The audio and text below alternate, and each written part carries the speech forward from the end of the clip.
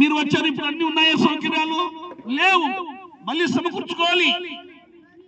దేవుడు కూడా పరలోక నివాసి అయిన యేసుక్రీస్తు ప్రభు కూడా ఈ భూమి మీదకి వచ్చి ఆయన మానవులు ఎలా జీవిస్తున్నారో చూసి మానవుల పాపములు క్షమించుటకు ఆయన క్రీస్తు యేసు ఈ లోకానికి ఒక నరుడుగా, ఒక సశరీరుడుగా ఈ భూమి మీద 33.5 సంవత్సరాలు జీవించి మానవుల కొరకు ఆయన పరలోక రాజ్యం చేర్చడానికి తాను బలి అయిపోయాడు. ఇలాంటి బలి కాదు, అది వధకు తేబడిన పశువుల మరి వధకు తేబడిన మరి గొర్రెల ఆయన భూమి మీద మానవుల కొరకుమే ప్రత్యేకించబడిన వాడు. లేఖనముల ప్రకారం యేసుక్రీస్తు వచ్చాడు. పూర్వము అనేక మంది ప్రవక్తలు ఎంతో మంది ఆయనను గురించి రాశారండి. ఆ లేఖనాల ప్రకారం యేసు ప్రభు వచ్చాడు. ఈ రోజు ఈ వాక్యం నీ దగ్గర వచ్చిందంటే ఎంతమందో బలి అయిపోయారు. ఆ పరిశుద్ధ గ్రంథం బైబిల్లో ఉన్న వారందరూ బైబిల్ చూపించండి ఒకసారి. అమ్మ, బైబిల్ లేదా నీకు? బైబిల్లో ఈ రోజు ఈ చక్కటి మాటలు మనం వింటున్నామంటే కారణం ఏదంటే దేవుడు మనలను తోడుగా ఉన్నాడు. ఆయన రాయించాడు కాబట్టి ఈ దివ్య గ్రంథం మన చేతికి వస్తుంది. ఆ దివ్య గ్రంథంలో యేసుక్రీస్తు ప్రభు చేసిన అద్భుతాలు, ఆశ్చర్య కార్యాలు ఎన్నెన్నో ఉన్నాయి. కానీ మనం వాటిని చదవడం లేదు, వాక్యాన్ని హృదయంలో ఉంచుకోవడం లేదు. మనం ఈ భూమి మీద ఉన్న సౌకర్యాల కోసమే చూస్తున్నాం. ఇప్పుడు లేచిపోతే ఏం తినాలి, ఏం లేదు, రేపేమి జరగాలి అనేది ఒక గొప్ప మనిషికి ఒక యోచన. ప్రియులారా, ఈ దీపము ఆరిపోతే, ఈ దీపం బయటికి వెళ్ళిపోతే, ఈ దీపములో ఈ కట్టె ఈ భూమి మీద పడిపోతుంది. ఈ కట్టె పడిపోయిన తర్వాత దాన్ని ఎవరూ నిన్ను ఉంచుకోరు. ఇంట్లో ఉంచుకుంటారండి? మేడ మిద్దెల్లో ఉన్నా ఉంచుకోరు, గుడిసెల్లో ఉన్నా ఉంచుకోరు, మరి గొప్ప గొప్ప ప్యాలెస్ లో ఉన్నా ఎవరూ ఉంచుకోరు. ఎందుకంటే ఇది శిథిలమైపోయేది. ఒకరోజు ఈ శరీరం శిథిలమైపోతుందని చెప్తున్నాడు యేసుక్రీస్తు ప్రభువుల వారు. శిథిలమైన వాటిని కొరకు మీరు ఎందుకు ఆలోచిస్తున్నారు?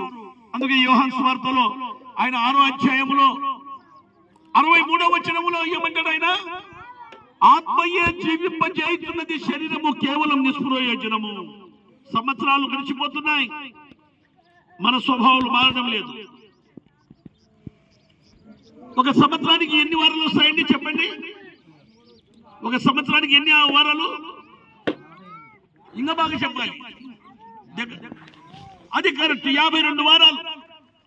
52 వారాలు. ఒక సంవత్సరానికి ఎన్ని రోజులు వస్తాయమ్మా? అమ్మ ఋతు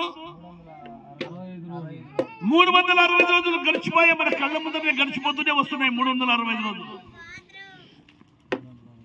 మరి జనవరి నుండి డిసెంబర్ వెళ్ళిపోయింది.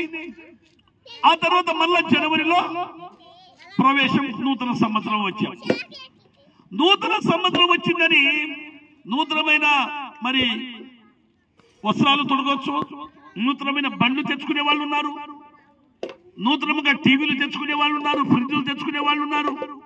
అన్ని పాతవన్నీ గడ్డకు పడేసి కొత్తవి తెచ్చుకుంటాం. కానీ మరి నీ దీపము కొత్తగా చేసుకుంటున్నావా? నీ హృదయం సరి చేసుకుంటున్నావా? నీ శరీరంలో ఉన్న వాటినన్నిటినీ కోరికలు కోరుకొని ఒక్కొక్కటి తరలిస్తున్నావు. పెద్ద వాళ్ళు అయితే మరి వారికి ఉన్నవి పాతవన్నీ తరలిస్తూ ఉంటారు, కొత్తవి తెచ్చుకుంటా ఉంటారు కదా. చిన్న రకం కానీ పెద్ద రకం కానీ ఈ పాత మనకి ఎందుకులే, ఈ పాత సంవత్సరంతో పాటు ఇది కూడా పోని. కానీ మరి కొత్తవి తెచ్చుకుంటున్నా. నీ హృదయం మార్పు ఉందా? నీ హృదయం మారిపోతుందా? అమ్మ వింటున్నారా? హృదయం ఎక్కడ ఉందంటే ఎక్కడ ఉంది హృదయం? ఎక్కడుంది బాబు? నీ పేరు అంటే జాను. ఎక్కడుంది హృదయం? లేదు, ఇక్కడ కూర్చున్నాం కానీ ఎక్కడో ఉంది. మన యోహాను హృదయం అయితే ఎక్కడుందో తెలియదు. ఇప్పుడు వచ్చినాము ఏదో గబుక్కు నిడిస్తే విరివిన ఒక 2 కడవలు నీళ్ళు తెచ్చుకొని పోసుకొని ఇంత వంట తగ్గ చేసుకొని ఇంత తిని మంచం మీద పండుకుంటే రేపు పొద్దున బండి వేసుకుంటే ఎవరికి దొరకరు కదా, దొరకవులే, చిక్కడు దొరకడవు నీవు కదా అయ్యా. ఇస్తాకన్నా చిక్కడు దొరకడు మనోళ్ళు, నీకు చిక్కను నీకు దొరకదు. కానీ ఒకరోజు మనము ఎవరి చేతికి చిక్కుతాం చెప్పండి? ఎవరి చేతికి? ఆయన చేతికి దొరుకుతాం మనం. ఆయన చేతికి దొరకక ముందరే మన దీపాలు సరి చేసుకోవాలని దేవుని వాక్యం సెలవిస్తుంది. ప్రియులారా, ఎంత గొప్ప దేవుడు అండి. నూతన ఈ సంవత్సరములో మనం మన స్వభావాలు మార్చుకుంటున్నామా? మనం చేసిన ప్రతి అతిక్రమాలు తుడిచిపెట్టుకొని మరి యేసయ్య దగ్గర సరెండర్పై ప్రభువా గడిచిన ఈ 2024 సంవత్సరంలో ఇష్టానుసారమైన జీవితం జీవించాను, ఇష్టానుసారంగా తాగాను, ఇష్టానుసారమైన పనులు చేశాను, కేవలం నీకు విరోధముగా ఎన్నో పనులు నేను చేశాను, నన్ను క్షమించని మరి ప్రభు పాదాల దగ్గర నీవు నూతన పరుచుకుంటున్నావా? ఓ సోదరి సోదరుడా, నీకు దేవుడు ఆయన మరణాన్ని పిలుస్తున్నాడు. ఎందుకు 365 రోజులు వెళ్ళిపోయినాయంటే క్రమక్రమంగా నీ ఆయుష్ తగ్గిపోతుందని లెక్క. మనం అనుకుంటా అమ్మాయి 2024 గడిచిపోయింది, 25లో ఎంటర్ అయినాం, ఆ పోయిన సంవత్సరం కంటే ఈ సంవత్సరం బాగా సంపాదించాలి, లేకపోతే ఆ సంవత్సరంతో నష్టపోయినాం, ఈ సంవత్సరం బాగా సంపాదించుకోవాలని అనుకుంటున్నాం. నేడో రేపో ఒక పట్టణం వెళ్ళి సంపాదించుమని వారులారా, రేపేమి సంభవించునో మీకు తెలియదు. మీరు ఇంతలోనే కనబడి అంతలోనే మాయమైపోవా ఊరి వంటి వారే. ఒక పట్టణానికి వెళ్ళాలి, హైదరాబాద్ వెళ్ళాలి, వెళ్ళి అక్కడ ఒక సంవత్సరం అంతా ఉండి సంపాదించుకోవాలి, లేకుంటే బొంబాయికి వెళ్ళాలి, అక్కడ ఒక సంవత్సరం అంతా బాగా మంచిగా చీటీలు లేకుంటే డబ్బులు బాగా సంపాదించి హ్యాపీగా రావాలి అనుకుంటాం. కానీ నీవు ఇంతలోనే కనబడి అంతలోనే మాయమైపోవు. ఆవిరే నీ జీవం ఏం పాటిది? కనుక ప్రభు చిత్తమైతే అదో ఇదో చేయాలని అనుకోవాలి, కానీ ప్రభు పాదాల దగ్గర పెట్టాలి. కానీ మన ఊహలు అందనంత ఎత్తుగా మనం ఆశపడుతూ ఉంటాం. ప్రియులారా, మన ఆశకు హద్దు లేదు. సంవత్సరాలు మారిపోయినా, దినాలు మారిపోయినా, వారాలు మారిపోయినా, గంటలు మారిపోయినా, నిమిషాలు మారిపోయినా, మన జీవితాలు యథా రాజా తథా మంత్రి. ఎంత సంపాదించినా చిల్లుబడిన సంచులో వేసినట్లే. సంపాదించింది చిల్లుబడిన సంచులో పెడితే ఉంటుందమ్మా రిపుకమ్మా? కారిపోతూనే ఉంటుంది. ఇప్పుడు తెస్తావు 1000 రూపాయలు, అప్పుడే అయిపోయింది. ఇప్పుడు పోయి తెస్తావు 2000, అప్పుడే అయిపోతుంది. ఏమైపోయిందా? అయిపోతుంది అంతే. ఆశీర్వాదం లేదు దానికి, దేవుని ఆశీర్వాదం లేదు, దేవుని దగ్గర మొరపెట్టడం లేదు. దేవుడంటే భయం లేకుండా జీవించే జీవితాలకు మరి ఎంత సంపాదించినా అది కరువుగానే ఉంటుందని దేవుని వాక్యం సెలవిస్తుంది.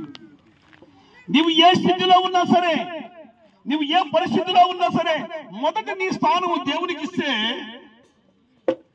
దేవుడు నిన్ను అంచెలంచెలుగా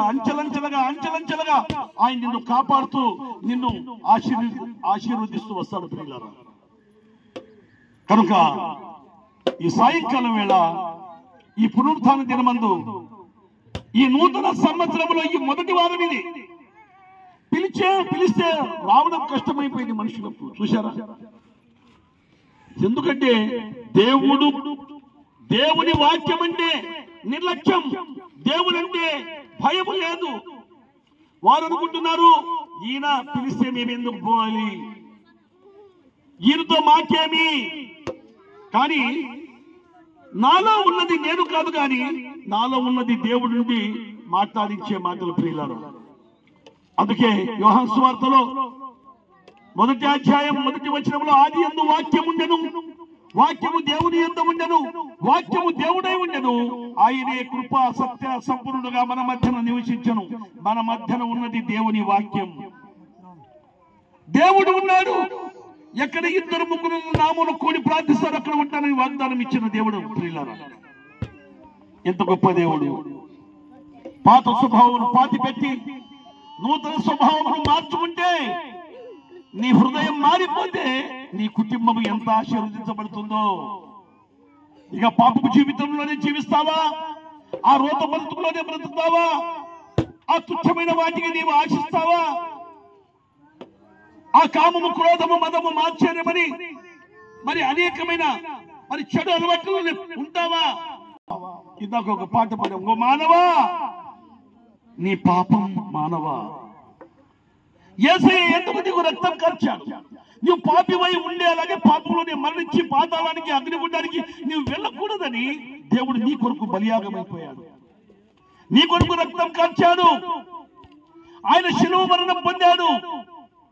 ఆయన యేసుక్రీస్తు ప్రభుల వారు మరి సమాధిలో నుండి 3వ దినమున సజీవుడుగా లేచిన యేసుక్రీస్తు ఈ రోజు నిన్ను పిలుస్తున్నాడు. తన అతిక్రమములు దాచిపెట్టువాడు వర్ధిల్లడు, దానిని ఒప్పుకొని విడిచిపెట్టువాడు ఏం పొందుతాడంటున్నాడు దేవుడు? నిత్య జీవం పొందడానికి శ్రమిస్తుంది. అతిక్రమములు దాచిపెట్టొద్దు. దేవా పాపినైన నన్ను క్షమించవా? దేవుడు నీ నుంచి ఏం కోరుకుంటున్నాడు? సోదరి సోదరుడా ఆలోచించు. ఈ సాయంకాలం వేళ దేవుడు నీతో సూటిగా మాట్లాడుతున్నాడు.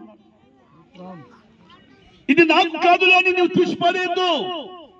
దేవుడు నీతో మాట్లాడింది నీ కుటుంబం బాగు చేయడానికే, నీ కుటుంబం కట్టడానికే, నిన్ను బాగుపరచడానికే. దేవుడు అన్యాయస్తుడు కాదు, నిన్ను బాగు చేసేవాడు ఆయన. అందుకే 119వ అధ్యాయంలో కీర్తనల గ్రంథము 50వ వచనంలో నీ వాక్యమే నన్ను బ్రతికించుచున్నది, అది నా బాధలలో నెమ్మదిస్తుంది. మనుషుల మాటల్లో నెమ్మది రాదు ప్రియులారా.